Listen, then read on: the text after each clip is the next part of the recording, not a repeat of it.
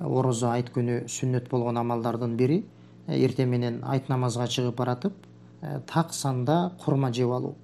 Мунун себеби аалымдар эскеришкендей, Рамазан айынын орозосу бүткөндүгүн иш жүзүндө далилдеп көрсөтүү.